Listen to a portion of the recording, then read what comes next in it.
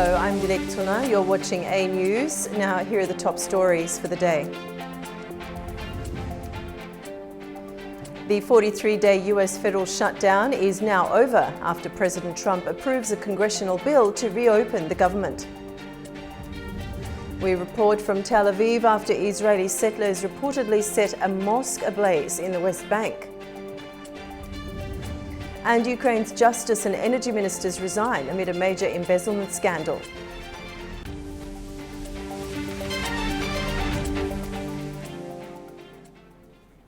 US President Donald Trump has signed a bill to end the longest ever government shutdown last night. It came shortly after the House, the lower chamber of the US Congress, passed the bill in a 222 to 209 vote, with 6 Democrats joining the Republicans to vote yes. It's been 43 days since the shutdown began, and thousands of federal employees have been working without pay, furloughed or made redundant. And it's an honor now to sign this incredible bill and get our country working again. Thank you. A deal to end the longest government shutdown in US history, 43 days, has been signed by President Donald Trump, roughly 2 hours after the House of Representatives voted to restart disrupted food assistance, pay hundreds of thousands of federal workers, and revive a hobbled air traffic control system. The gentleman is recognized. It's after weeks of partisan standoff in Washington over a funding bill. It means the federal government will open and the funding will go through to the end of January. The House of Representatives passed the package by 222 to 209 votes, with 6 Democrats who voted yes. The main stumbling block over the funding bill was the Affordable Care Act. We will continue to fight to lower the high cost of living. House Democrats will continue to fight to address the health care crisis that Republicans have created. And House Democrats will continue to fight to extend the Affordable Care Act tax credits for tens of millions of Americans. This fight is not over. We're just getting started. US House Speaker Mike Johnson accusing Democrats of using Americans as leverage in a failed political tactic. Now, I'm pleased that tonight on the CR we had 3 appropriations bills that we'll send over to the president's desk in just a short amount of time tonight to get signed into law. That's an innovation too. As you all know, it's been years since Congress actually did separate appropriations bills. I'm proud of that achievement, but I'm really sad that it took us so long to get here. It was so much pain that had to be endured to get to this point. The White House blamed the Democrats with the shutdown, which has left thousands of federal workers unpaid. The Democrats' weakness and their unwillingness to buck the fringe members of their party dragged this harmful shutdown on for 7 weeks and inflicted massive pain onto the American public. But let's be clear, the clean CR being voted on today in the House of Representatives that will lead to the reopening of the federal government is what President Trump and Republicans have supported from day one. The package extends government funding through to the end of January, adding roughly $1.8 trillion a year to the nation's $38 trillion debt. Meanwhile, tensions continue in Washington after US lawmakers released damning new emails that suggest President Donald Trump knew about the conduct of the late sex offender Jeffrey Epstein. It's a move that puts pressure on the White House to publish in full the so-called Epstein files. In her first day in office, Democratic Representative Adelita Grijalva signed a petition to release unclassified US files on convicted sex offender Jeffrey Epstein. Her signature gives Democrats the final number needed to force a congressional vote, adding pressure on President Donald Trump's administration. Speaker Johnson purposefully obstructed my swearing in by canceling vote after vote. And the Epstein files discharge petition sat 1 signature short. With my signing, we move 1 step closer to the truth that they will try to deny, but that survivors deserve their day of justice, and the American people demand it. The push came as House Democrats released emails between Jeffrey Epstein, author Michael Wolff, and Ghislaine Maxwell. They say the messages raise new questions about what President Trump may have known about Epstein's abuse of underage girls. Among the correspondence, Epstein reportedly told author Michael Wolff in 2019 that Trump knew about the girls, while another email to Ghislaine Maxwell described Trump as that dog that hasn't barked. Maxwell is now serving a 20-year prison sentence for helping Epstein traffic minors. The White House dismissed the claims as politically driven. These emails prove absolutely nothing other than the fact that President Trump did nothing wrong. And what President Trump has always said is that he was from Palm Beach, and so was Jeffrey Epstein. Jeffrey Epstein was a member at Mar-a-Lago until President Trump kicked him out because Jeffrey Epstein was a pedophile and he was a creep. The renewed dispute comes as survivors, and rights advocates continue to call for transparency. Whether the records will be made public now depends on whether Congress agrees to move forward with a vote. Tensions are rising again in the West Bank, with Israeli settlers reportedly setting fire to a mosque and covering its walls with racist graffiti. The latest in a series of violent incidents, fueling fears of further escalation across the region. US Secretary of State Marco Rubio has expressed concern that events there could undermine the ceasefire in Gaza. Blake Sifton has more. Israeli settlers reportedly attacked a mosque in the northern West Bank on Thursday morning, setting fire to it and spraying racist graffiti on its walls. It is only the latest in a regular string of attacks targeting Palestinians and their property in the West Bank. On Tuesday, dozens of Israeli settlers attacked two villages also in the northern West Bank, setting fire to buildings as well as vehicles and farmland, and they then clashed with Israeli soldiers who arrived on the scene. Israeli President Isaac Herzog called that attack shocking and severe. Now, settler violence has risen steadily over the past year, and especially during October, during the annual olive harvest. The United Nations recorded some 264 attacks that either caused injuries or property damage during October. Now, in commenting on this issue, we heard from U.S. Secretary of State Marco Rubio on Wednesday. He said there's certainly some concern about events in the West Bank spilling over and creating an effect that could undermine what we're doing in Gaza, though he said that he hoped that they wouldn't. Now, we also heard from the Israeli military chief of staff, Eyal Zamir. He condemned the recent string of violent settler attacks, and he said that we are determined to stop this phenomenon and will act firmly until justice is served. However, despite an increase in settler attacks year after year, there has reportedly been a decline in the number of police investigations into those attacks, with only 60 investigations opened this year compared to 235 in 2023. Blake Sifton for A News in Tel Aviv. Life in Gaza remains difficult even after the ceasefire. Israeli restrictions and war damage have left many families without electricity, relying on flashlights and candles at night. Daily life in Gaza comes to a halt when the sun sets. Families here are still living without electricity, more than 2 years after the war began. For Hanan Al-Juju, feeding her 3 children has become a nightly challenge. We stay in the darkness. Once the sun sets and the Maghrib prayer is called, if the light of the flashlight is available, we light it. If not, we go to sleep without dinner or light. Her family has relied on candles, then flashlights.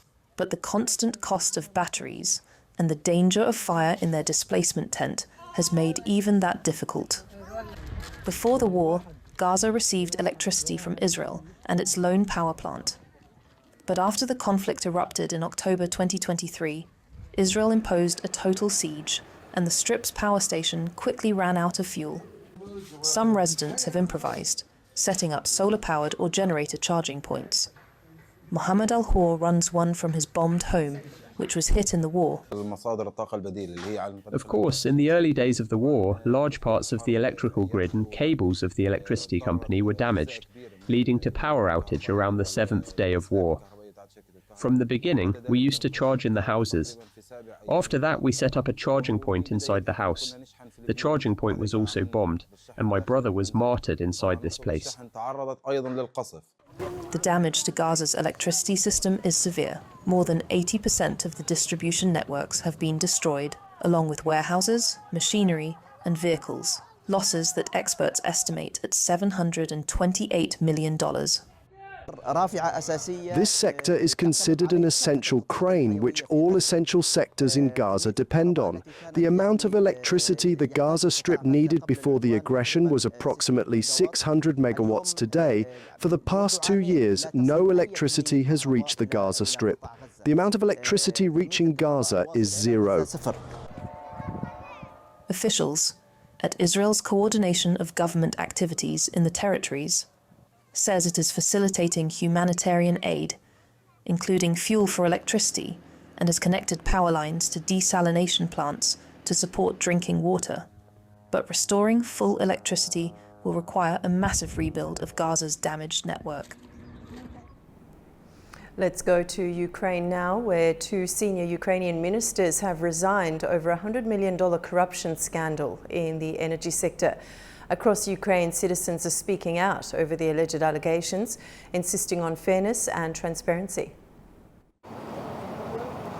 Ukrainians have voiced their frustration over the alleged corruption scandal rocking their country this week. It's after top ministers resigned on Wednesday following an investigation uncovering a $100 million fraud scheme in the energy sector.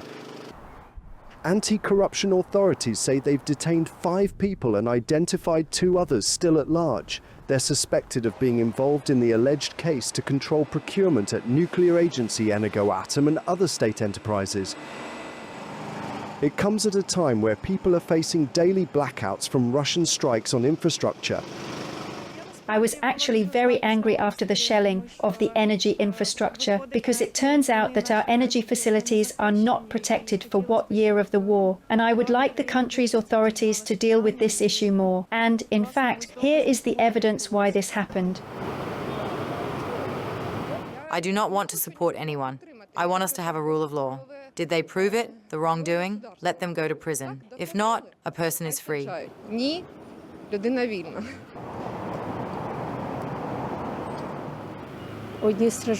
Some suffer and others line their pockets. This is corruption. It must be eradicated.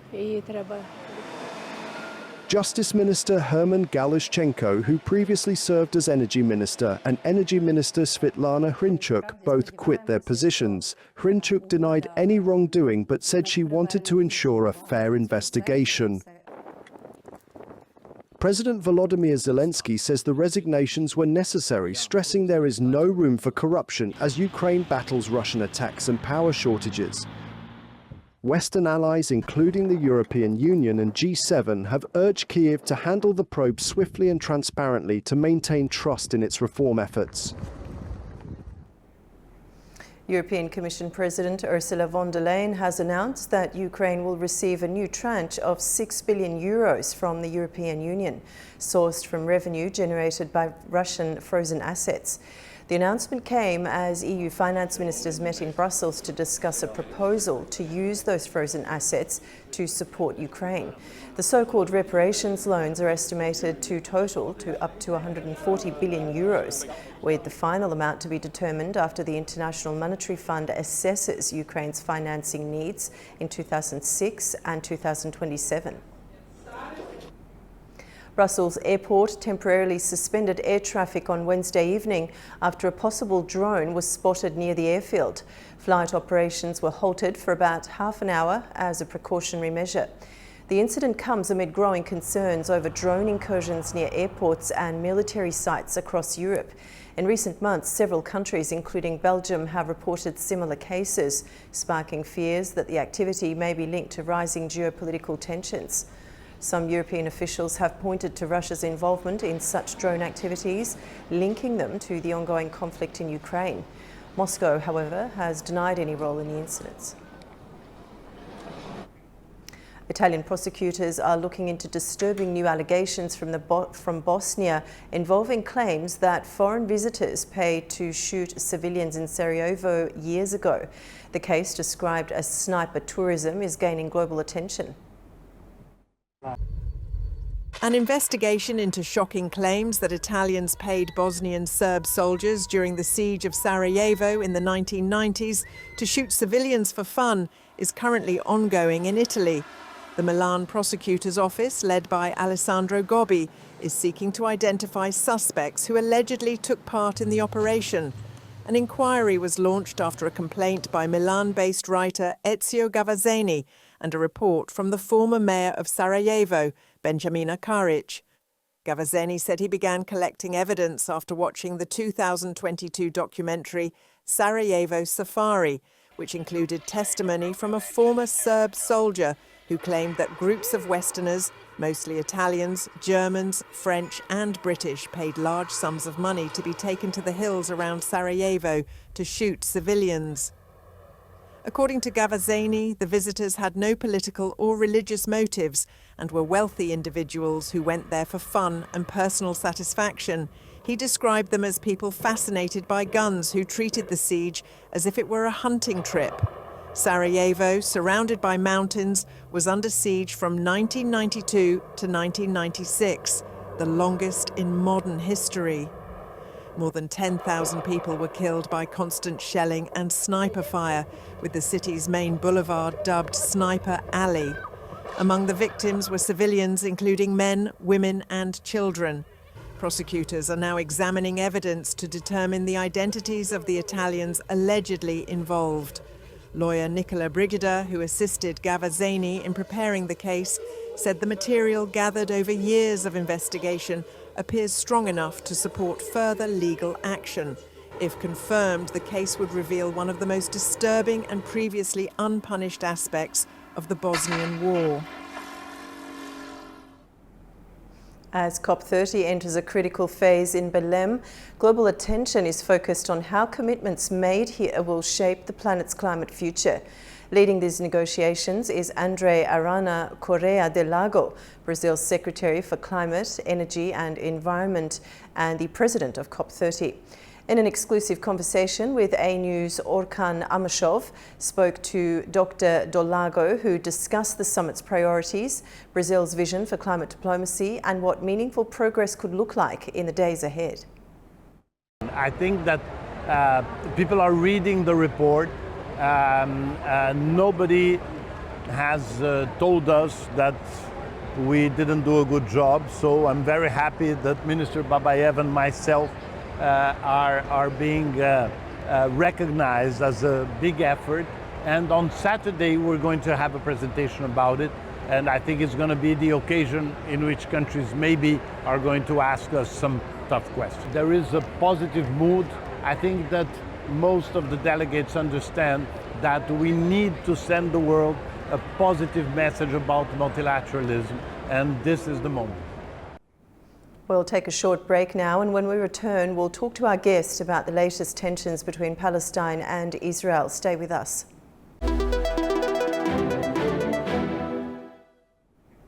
Welcome back to A News.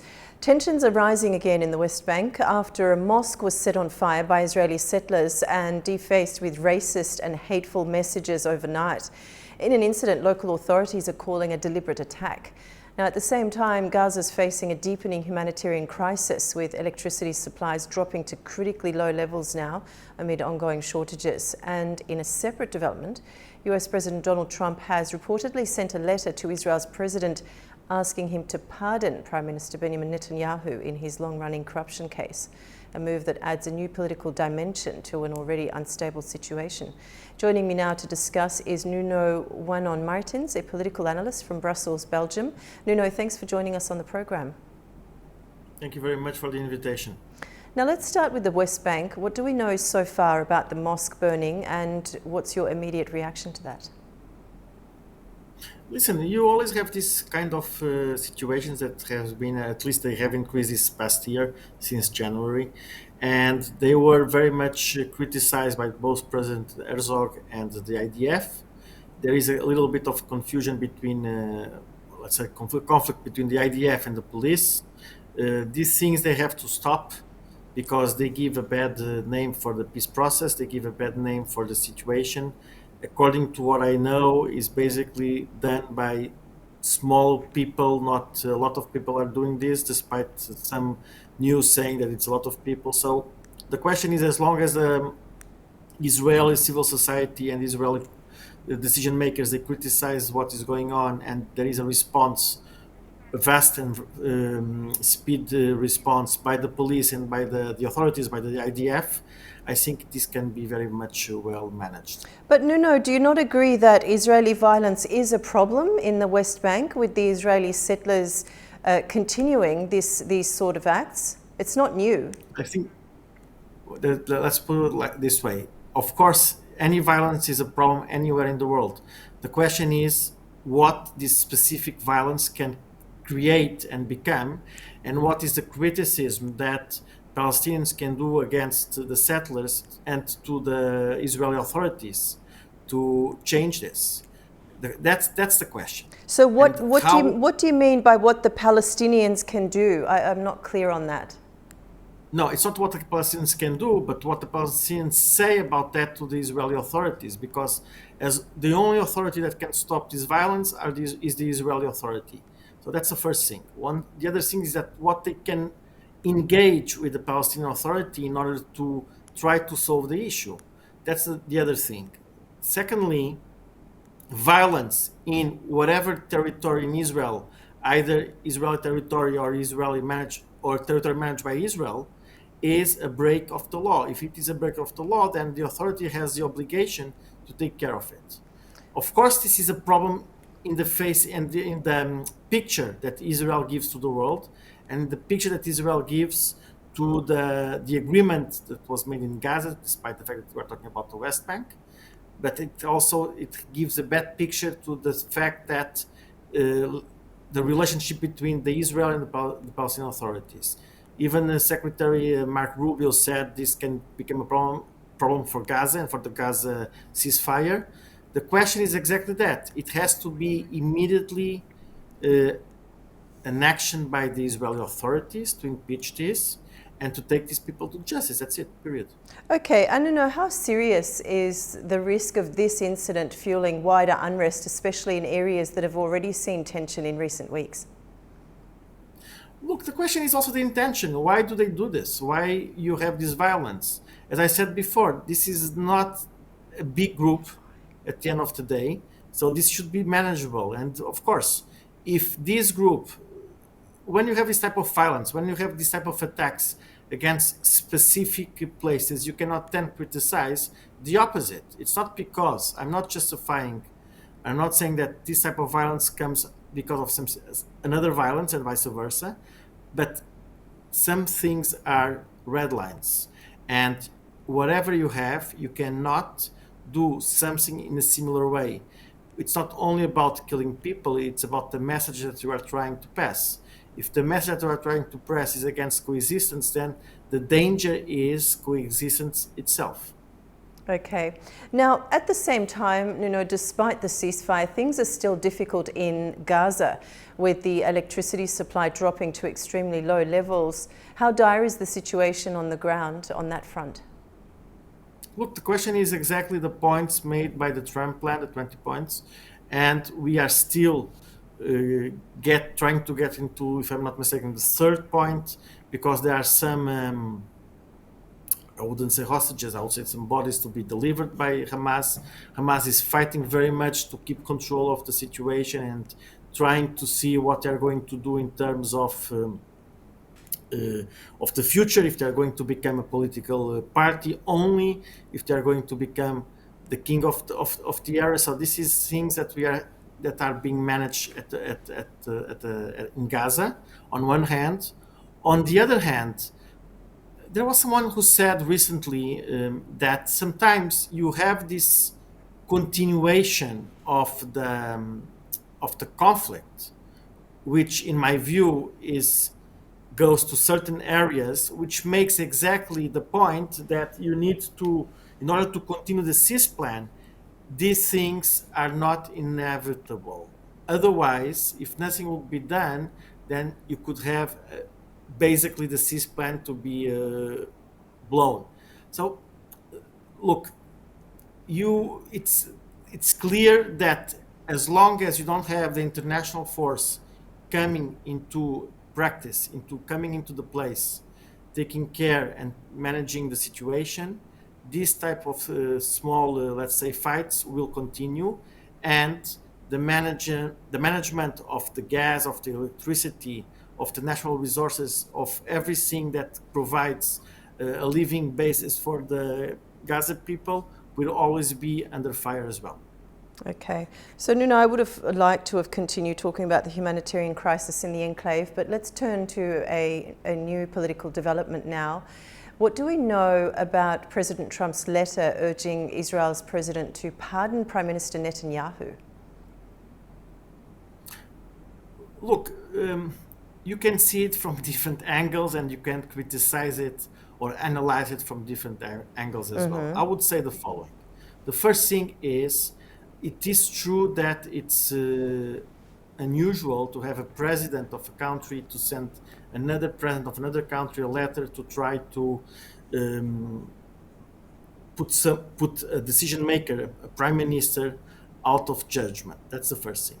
If this is a type of interference in the judicial system, I wouldn't say so for two reasons. First, there is a precedent by an Israeli president, and in fact it was the father of President Herzog who did that, if I'm not mistaken, in the 1980s, on one hand. On the other hand, nobody is asking the judges to stop the process in order to make this. First. Second, in order, as President Herzog said, in order to do what was requested, you have a specific procedure, which means that the first step, Prime Minister Netanyahu has apparently to say that he is guilty of committing this specific crime. Well, he just said 5 minutes ago he is not guilty, and he's not going to consider himself guilty of doing a crime that he says that he didn't commit. So this already changes the request. So in the request to go into force, it needs certain steps that, in my view, are not fulfilled, which, exactly as President Herzog replied to President Trump, he cannot do anything if those procedure steps are not going into efforts. Okay, now how unusual is it for a US president to intervene, and what does this mean for Netanyahu politically, especially at a moment when Israel's facing both domestic pressure and regional instability? Look, first and foremost, this is a very interesting question, because this shows, first and foremost, one thing: the support by President Trump of Prime Minister Netanyahu. As President Trump did with the other political leaders in the world, as President Javier Milei, as Prime Minister Orban in Hungary, he's doing the same thing with Prime Minister Netanyahu in Israel. That's the first thing. The second thing is, do not forget, President Trump is extremely popular in Israel, despite the fact that Prime Minister Bibi Netanyahu doesn't have the same type of popularity in the country. So for the Prime Minister, this is a big support in terms of internal politics. In terms of external politics, it's also a big support, because it's basically saying to the other political leaders in the region that President Trump backs Prime Minister Netanyahu and backs especially his efforts to achieve the end of the conflict in Gaza with the cease plan, and for his support for Trump's cease plan in Gaza. So in my view, this is very good and very positive for Prime Minister Netanyahu. It doesn't, in the current situation and with the popularity of President Trump in Israel, I don't believe it will backfire for Prime Minister Netanyahu in Israel. Okay, Nuno, thank you so much for joining us this evening. We appreciate your analysis. Thank you. Have a nice evening. After the break, we'll take a look at the key stories shaping the region. Stay tuned.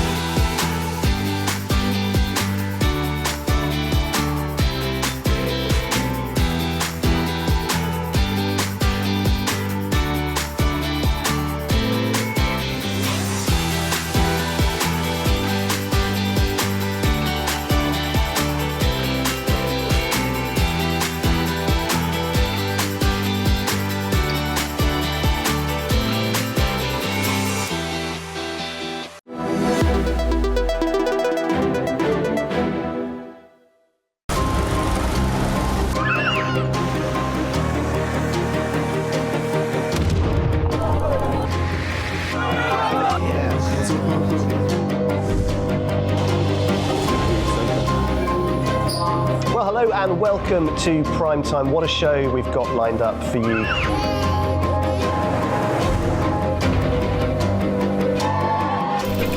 In a complex world, clarity is power.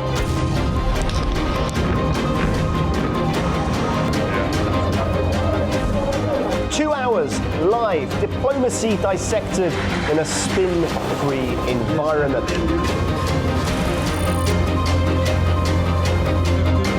That's Prime Time with me, Guy Schoen, weekdays on A News.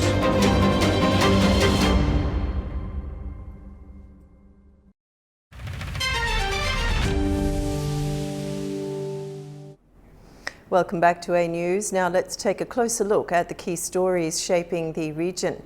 Fragments of a Turkish Air Force C-130 Hercules that crashed in Georgia on Tuesday will be transported to an airbase in Kayseri province in Turkey for further examination. Investigators at the crash site are conducting a comprehensive probe into the incident before the wreckage is moved. The Turkish Ministry of National Defence confirmed all 20 service members on board died. The aircraft's black box was delivered to Turkey overnight. Authorities say the investigation at the Kayseri base will help determine the cause of the crash. President of Azerbaijan Ilham Aliyev has hosted a delegation from the US Church of Jesus Christ of Latter-day Saints here in Baku. The sides discussed the peace process between Azerbaijan and Armenia and the growing partnership with the United States. Delegates thanked the president for officially registering the church in Azerbaijan and said they would attend the opening of its Baku office. Two separate and deadly explosions hit Delhi and Islamabad within a day of each other, killing more than 20 people. Pakistan's Prime Minister blames Indian-backed elements, while India rejected the claims, although it's reported that there's no evidence the two blasts are linked. Two deadly blasts struck the capitals of India and Pakistan within a day of each other this week, reigniting political finger-pointing and security fears between both countries. On Tuesday, a suicide bomber detonated explosives outside Islamabad's judicial complex, killing at least 12 and injuring more than 24. Officials said the attacker failed to breach the court's security and struck near a police vehicle instead. Pakistani Prime Minister Shehbaz Sharif has accused what he says are Indian-backed elements of orchestrating a deadly suicide attack in Islamabad, claims that India has dismissed as baseless and politically motivated. And just a day before the Islamabad suicide blast, a car explosion near Delhi's historic Red Fort killed at least 8 people and wounded more than 20 others. Indian authorities have called it a terror incident and are probing possible links to recent arrests. The government says it's treating the investigation as a top priority. Indian Prime Minister Narendra Modi says those responsible won't be spared. I was in touch with all the agencies investigating this incident throughout last night. Discussions were underway and threads of information were being linked. Our agencies will get to the bottom of this conspiracy. The conspirators behind this will not be spared. While investigators in both countries say there is no evidence linking the two incidents, the near-simultaneous blasts have deepened mistrust between the neighbours and highlighted ongoing security challenges in the region. The business community in Afghanistan has been given 3 months to find alternative trade routes to reduce reliance on Pakistan. Islamabad says this decision will stop militant activity carried out by armed groups in Afghanistan. The move follows an ongoing breakdown in trust between the two countries. Our correspondent Tamim Bahis has more from Kabul. In Kabul, the Deputy Prime Minister Abdul Ghani Brother delivered a blunt message to Afghan industrialists and traders. Speaking at a high-level meeting, he said the time has come for Afghanistan to shift course. Brother accused Pakistan of repeatedly blocking key trade routes and using commercial and humanitarian channels as political leverage. Action, he says, have damaged traders on both sides of the border. He stressed that Afghanistan can no longer afford this vulnerability, especially as cross-border tensions continue to rise. The Deputy Prime Minister also took aim at what he called the influx of low-quality medicines imported from Pakistan, claiming it is costing Afghanistan hundreds of millions of dollars each year. He urged pharmaceutical importers to immediately begin sourcing products from alternative markets. In a rare and firm declaration, Brother said Afghanistan will no longer intervene on behalf of traders who choose to continue importing or exporting goods through Pakistan. Traders with existing contracts in Pakistan have been granted a 3-month window to wrap up their dealings there. This shift marks a major moment in Afghan-Pakistan relations. Afghanistan has long relied heavily on Pakistan for access to ports and markets. But with diplomatic strains intensifying, Kabul is signaling a decisive turn toward new trade corridors. Tamim Bahis in Kabul for A News. Iran and Russia are stepping up diplomatic coordination ahead of next week's crucial IAEA Board of Governors meeting in Vienna. Tehran's top diplomat Abbas Araghchi spoke by phone with his Russian counterpart Sergei Lavrov as both sides discussed regional developments and their joint stance at the upcoming session. Their talks come amid mounting tensions following a leaked IAEA report claiming the agency has been unable to verify Iran's enriched uranium stockpile after Israeli and US strikes on its nuclear sites in June. Turaj Shiraliliu reports. Iran's top diplomat Abbas Araghchi and his Russian counterpart Sergei Lavrov held a telephone talk on Wednesday and reviewed Tehran-Moscow ties, discussing latest regional and international developments, as well as forthcoming Board of Governors session of International Atomic Energy Agency next week in Vienna, Austria. According to a press release issued by the Iranian Foreign Ministry, the two sides emphasized continued coordination and cooperation among Tehran, Moscow, and Beijing at the IAEA's upcoming board meeting.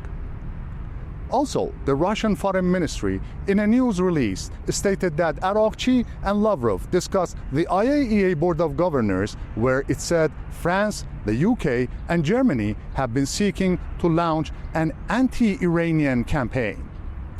Prior to their conversation, news of a leaked IAEA confidential report said the agency has been unable to verify the status of Iran's stockpile of enriched uranium after Israel and United States struck its major nuclear sites under UN safeguards in June. Iran strongly criticized IAEA Director General Rafael Grossi for failing to condemn the attacks on its nuclear facilities under safeguards. Grossi, however, rejected Tehran's criticisms. In the meantime, Foreign Ministry confirmed on Monday that IAEA inspectors visited some Iranian sites, including Tehran's research reactor, last week after receiving the clearance from the Supreme National Security Council, which is required by a legislation passed by the parliament. And on Tuesday, ambassadors of China, Iran, and Russia to the Vienna-based international organizations met with IAEA chief after they held a trilateral coordinating meeting last week. Turaj Shiraliliu, Tehran, A News. Kazakhstan holds vast uranium reserves, enough to last for decades, and is a key supplier on the global market, including to the United States. Experts say the country's role on the world stage is only set to grow. It's currently negotiating with Finland to supply uranium for 2 nuclear power plants under construction there.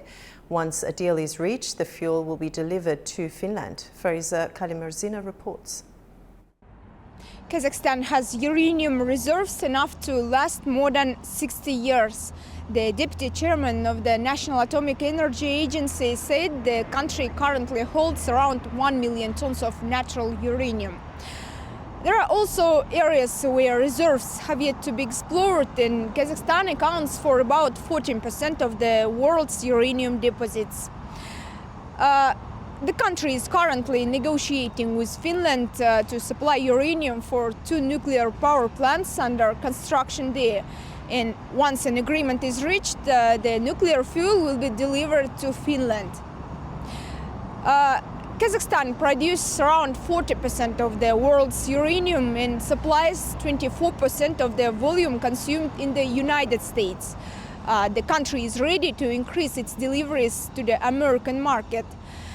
And with the global uranium deficit expected by 2030, the country is positioned to become a key supplier, playing a strategic role in supporting energy security in the United States.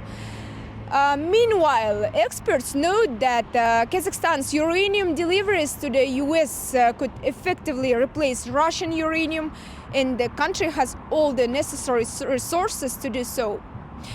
Both political agreements and commercial conditions are important, allowing Kazakhstan to strengthen its influence on the global market.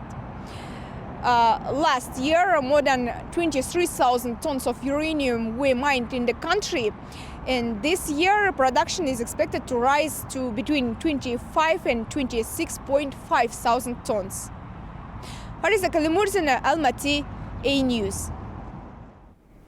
Turkey and Egypt are taking major steps to strengthen their economic partnership to boost bilateral trade to $15 billion. The commitment was reaffirmed during a high-level roundtable in Ankara. Our correspondent Aliya Iman has more. At the Union of Chambers and Commodity Exchanges of Turkey, TOBB President Rafat Hisarcıklıoğlu welcomed Egypt's Foreign Minister Badr Abdelati and his delegation for talks focused on expanding trade and investment ties. Opening the meeting, Minister Abdelati first offered condolences to Turkey over the recent crash of a C-130 military plane near the Georgia-Azerbaijan border. He praised Hisarcıklıoğlu for keeping economic dialogue alive, even during the political challenges between the two nations, saying that cooperation has now entered a new era of opportunity. The Egyptian foreign minister stated that the two countries aim to increase their trade volume from $8.8 billion in 2024 to $15 billion, calling it the main target. He emphasized Egypt's role as Turkey's gateway to Africa, highlighting its large domestic market and regional free trade agreements. Hisarcıklıoğlu described Turkey and Egypt as two friendly nations bound by strong historical ties. He noted that Turkish investments in Egypt total around $3 billion, more than 200 Turkish companies, including 40 large-scale firms employing about 100,000 Egyptian citizens.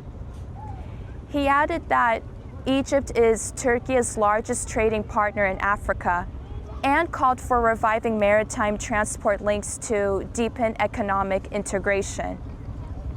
Following the roundtable, President Recep Tayyip Erdogan also received Minister Abdelati in Ankara, underlying the growing outcome in Turkey-Egypt relations. This is Aliya Iman, Istanbul, Turkey, A News. Coming up after the break, the UN's nuclear watchdog sounds the alarm on Iran. A new confidential report reveals the agency has been unable to verify uranium reserves potentially suitable for military use since the 12-day war in June. Stay with us.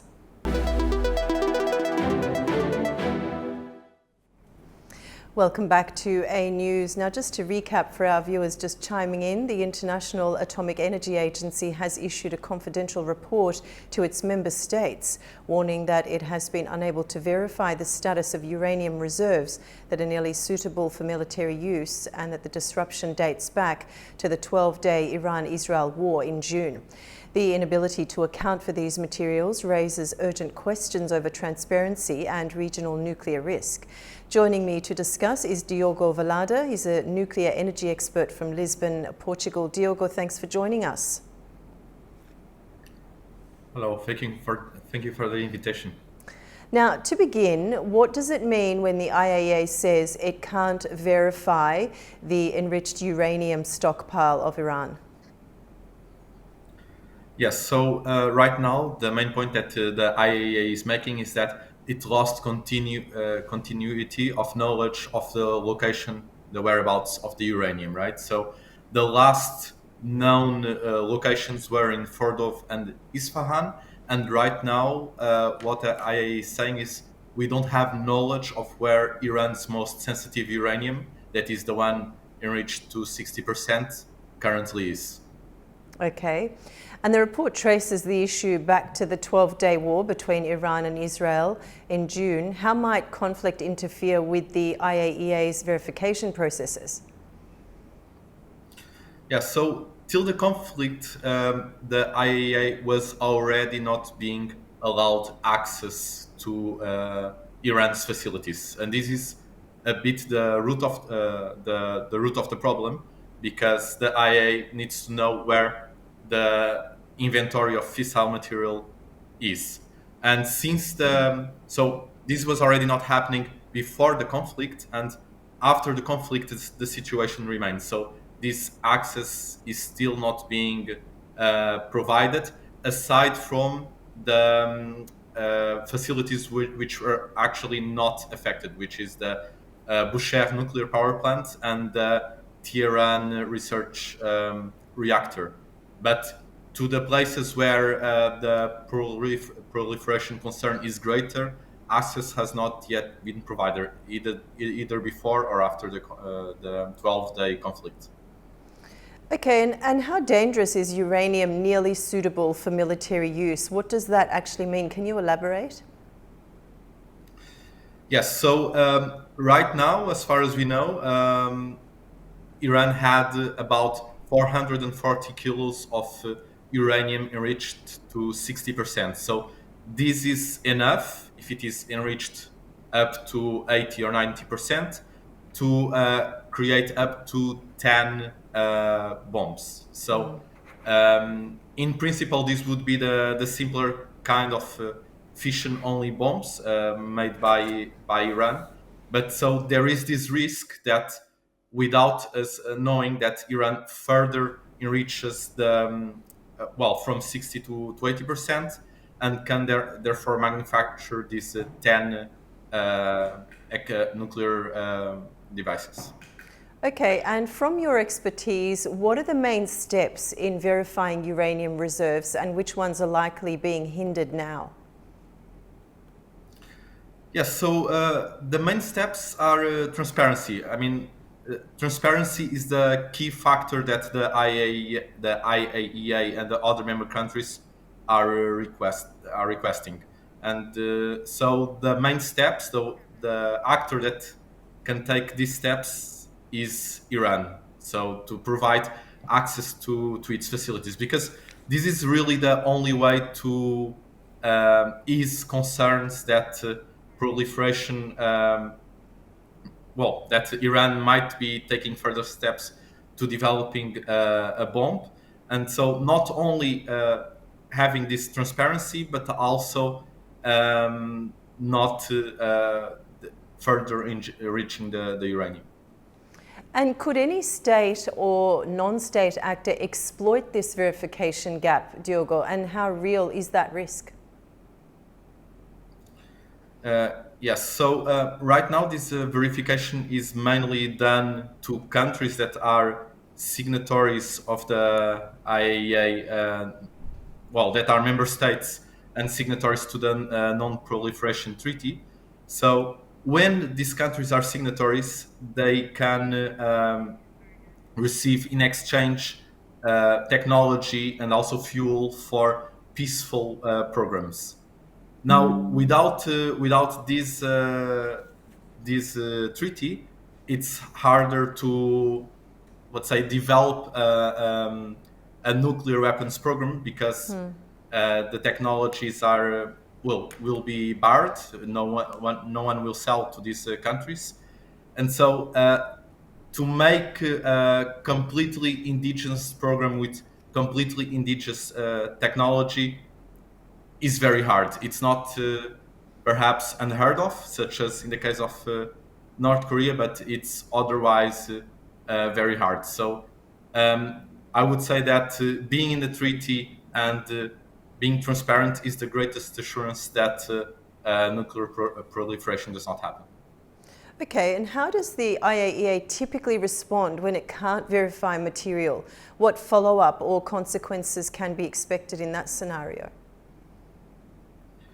The consequences right now that can be applied, so the IAEA is an international organization, and it can do the verification, it can issue reports, it can issue warnings, but it cannot force itself into the facilities that Iran does not allow them to access, right? So what is being done right now is that the other countries that are members of the IAEA association, such as France, Germany, and the UK, they have triggered in August and September the snapback mechanism, so that so that the sanctions that had been paused during the 2015 accords are now back in place.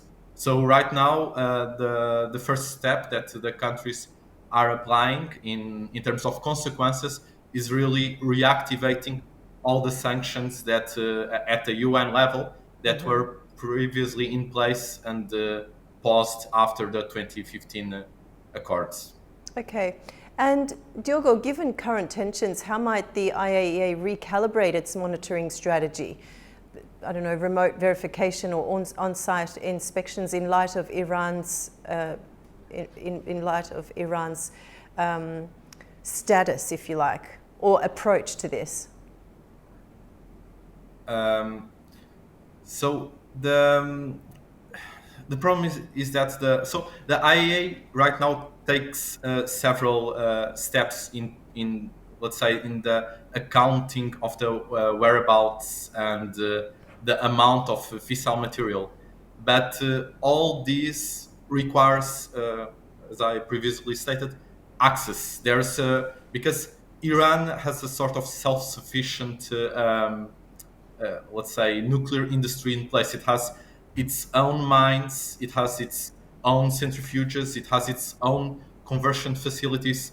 So it does not depend right now, and it has also the factories for all these different components, including centrifuges, etc. So it does not depend on other countries to advance its nuclear program. So from the international standpoint, let's say, in what the IAEA can do in concert with other countries for verification purposes, they are a bit limited. So the only way here that I see is feasible to, let's say, to mitigate these concerns is really access due to this difficulty that that Iran has all the facilities in their own territory. Diogo, thank you so much for joining us. We appreciate your insight and time. Thank you. You're up to date with World News. You're up to date with World News for the hour. Stay tuned for more updates.